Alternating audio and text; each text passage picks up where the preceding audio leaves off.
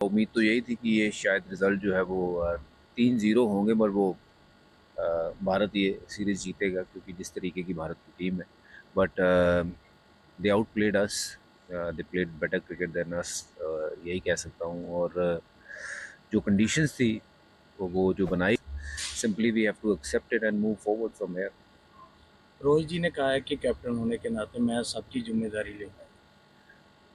देखिए, कप्तान के ऊपर ज़रूर जिम्मेदारी होती है, मगर साथ ही साथ जो टीम है, टीम की जिम्मेदारी भी उतनी ही बनती है जितनी कप्तान की बनती है। ये बात सही है कि कप्तान जब जीतता है तो उसकी सराहना भी बहुत होती है, जब कप्तान हारता है तो उसकी बातें भी बहुत सुननी पड़ती हैं। तो it's a part and parcel of the game. बहुत सारे कप्तान ऐसे भी थे जिन्होंने कभी जिम्मेदारी नहीं ली, पर जीत की खुशी में हमेशा वो सबसे आगे आगे खड़े हुए हैं। तो but nice of him to take the responsibility. But अब यहाँ से जो आगे का रास्ता है, जैसे ऑस्ट्रेलिया का टूर है, वो और मुश्किल वाला टूर है। पर एक चीज़ वहाँ पे अच्छी होगी, जो कंडीशंस है वो बेटर होगी क्रिकेट के लिए। जो ये कंडीशंस थी, ये बहुत ज़्यादा इन फेवर ऑफ स्पिन थी, जहाँ मतलब दूसरों के लिए खड्डा खोदा तो था पर गिर खुद गए। और ये आज से नहीं, कई सालों से चलते आ रहा है कि लगातार ऐसी पिचेस पे क्रिकेट होती है जहाँ 3 सवा 3 दिन मैच में मैच खत्म हो जाता है, जहाँ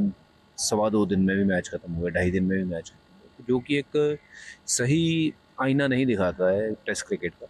टेस्ट क्रिकेट का मतलब होता है कि 5 दिन का मैच, 5 दिन वो गेम चले, उसमें जो टीम अच्छा खेले वो जीते। क्योंकि ऐसी जब हम पिचेस बनाते हैं तो कभी ना कभी तो कोई ना कोई टीम तो जो है वो भारी पड़ेगी। और न्यूजीलैंड ने वो करके दिखाया है। पहले एक बार इंग्लैंड भी ऐसे भारी पड़ी थी, वो भी कहीं न सीरीज जीत के गई थी।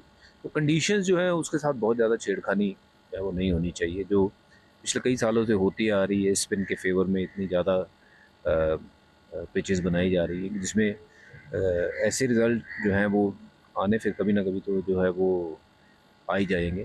पर अगर अच्छी विकेट पे क्रिकेट खेले तो मुझे नहीं लगता है कि टीम इंडिया के बल्लेबाज जो 121 रन बनाए हैं कि उतने तक की सक्षम है। मुझे लगता है कि इनमें बहुत काबिलियत है, क्योंकि पिचेस ऐसी हैं, इसमें बहुत सारे कैरियर है जो ख़राब भी हुए हैं। रहाणे का कैरियर जो है वो ख़राब हुआ है, और कई प्लेयर हैं जिनकी एवरेज जो है नीचे गिरी है। लोग विराट कोहली की बात करते हैं।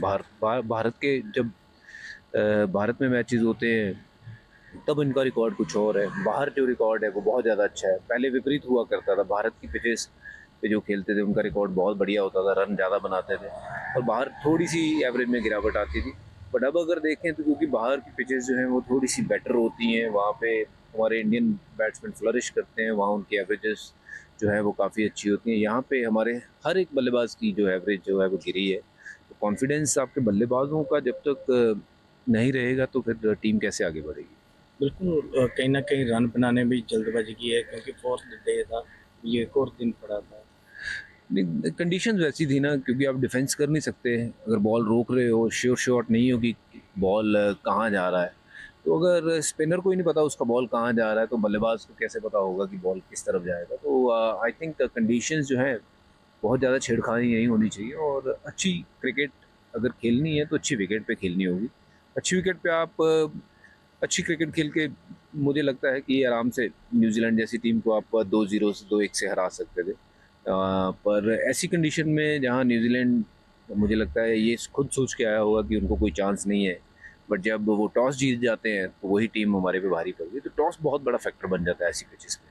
विराट के प्रदर्शन पर क्या कहें? देखिए, मैं ये समझता हूँ कि वो बहुत ज़बरदस्त बल्लेबाज है, और ऐसी पिचेस पे आप किसी भी बल्लेबाज को ना वो नहीं मान सकते कि ये ऐसी पिचेस पे विराट कोहली रन बनाए, क्योंकि ये ऐसी पिच है कि कोई भी सेट बल्लेबाज वो कभी भी आउट हो सकता है, कि you are never in as a batter. तो ये असली टेस्ट होगा अभी जब ऑस्ट्रेलिया जाएंगे, तो मैं उम्मीद करता हूँ, और मुझे उम्मीद भी है और थोड़ा यकीन भी है कि विराट कोहली वहाँ पे इससे बेहतर खेलेंगे। और क्योंकि पिचेस अच्छी होंगी तो विराट कोहली का गेम भी निखर के आएगा।